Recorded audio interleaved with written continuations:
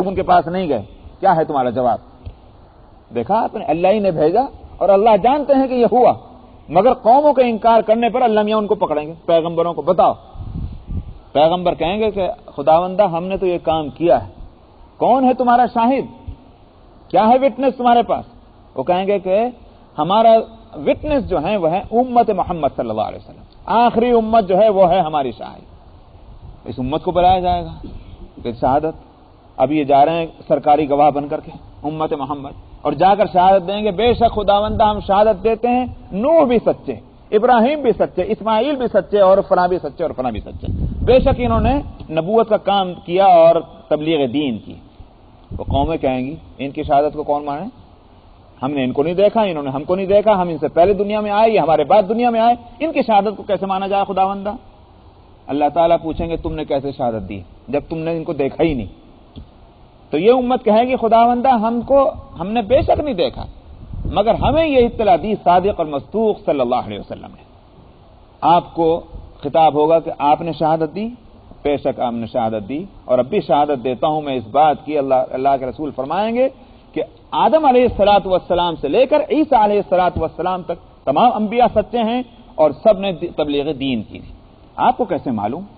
وہ فرمائیں گے کہ جبریل نے مجھے بتایا، اور جبریل کہیں گے کہ مجھے اللہ سبحانہ و تعالیٰ نے لوح محفوظ سے مجھے ساری باتیں معلوم ہوئیں، آخر کو جو سرکاری ریکارڈ ہے وہ سامنے آ گیا۔ اس کے بعد کہا جائے گا وہ خود خاموش، اب اس کے بعد کوئی ان کے پاس جواب نہیں، تو فیصلہ ہوگا جہنمیوں کے لیے جہنم کا اور جنتیوں کے لیے جنت کا۔ نبی کریم صلی اللہ علیہ وسلم کا شاہد ہونا ایک تو قیامت میں اس طرح۔ بعض حضرات کہتے ہیں کہ آپ قیامت سے پہلے بھی شاہد ہیں۔ کس اعتبار سے؟ یعنی اپنی امت کے حق میں، اس اعتبار سے کہ حدیث میں آتا ہے کہ نبی کریم صلی اللہ علیہ وسلم کے پاس ان کی امت کے اعمال ہر ہفتے پیش کیے جاتے ہیں، ہمیشہ قیامت تک پیش ہوتے رہیں گے امت کے اعمال، اس کی جو بھی صورت ہو۔ اس کمپیوٹر کے زمانے میں تو بہت آسان ہے سمجھنا، کسی زمانے میں سمجھ میں نہ آتا ہوگا اور پھر بھی ان کا ایمان تھا، لیکن آج تو بڑا آسان، ایک ایک فرد کا ریکارڈ جو ہے وہ سیکنڈوں میں آ جائے۔ تو پوری امت کے اعمال ہمیشہ پیش ہوتے ہیں، ہر ہفتے پیش ہوتے ہیں ایک دن۔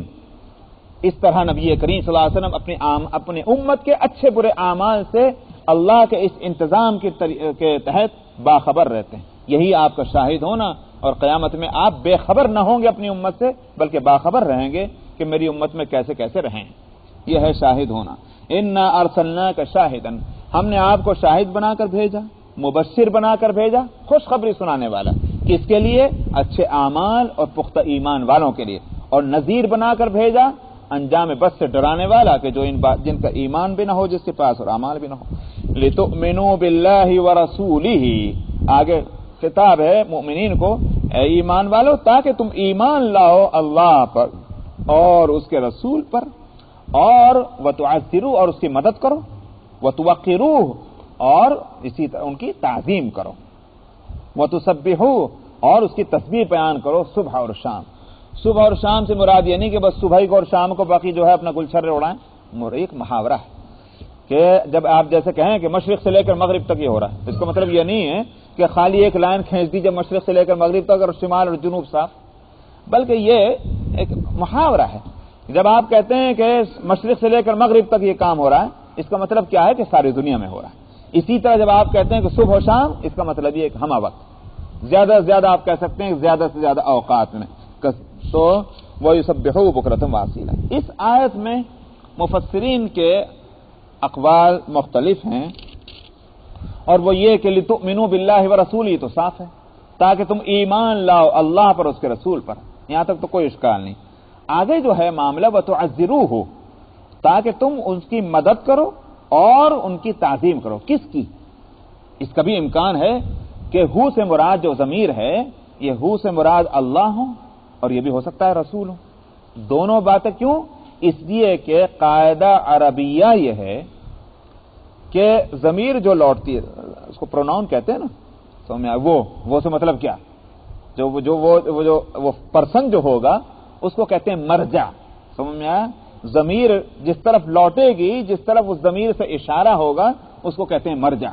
تو عربی گرامر کا قاعدہ یہ ہے کہ اگر کئی مرجے بن سکتے ہوں تو قریب والا مرجع جو ہوگا اسی کی طرف ضمیر لوٹے گی. تو قریب کون سا ہے اس میں؟ رسول. باللہ و رسولہ، تو رسول کا لفظ بعد میں ہے تو ضمیر جو ہے عربی گرامر کے اعتبار سے اس طرف لوٹنی چاہیے. اس لیے میں کہہ رہا ہوں کہ بعض حضرات نے کیا کہا کہ وَتُعَزِّرُوهُ، تاکہ رسول کی مدد کرو، وَتُوَقِّرُوهُ، اور تاکہ تم اس کی تعظیم کرو. یہ معنی ہوتے ہیں. اور وَتُسَبِّحُوهُ، ظاہر ہے کہ تسبیح تو اللہ ہی کی ہوگی، یہ نہیں ہو سکتا کہ رسول کی تسبیح ہو. تو پھر یہاں تو ہوگا کہ اور اللہ کی تسبیح بیان کرو صبح و شام. دوسرے مفسرین کہتے ہیں اس میں ضمیروں میں خلط ہو رہا ہے، کوئی ضمیر ادھر جا رہی ہے، کوئی ادھر جا رہی ہے، بلکہ یہ کہ یہ پوری ضمیریں سب کے سب جو ہیں وہ اللہ کی طرف لوٹیں گی تاکہ تم ایمان لاؤ اللہ پر، اس کے رسول پر، اور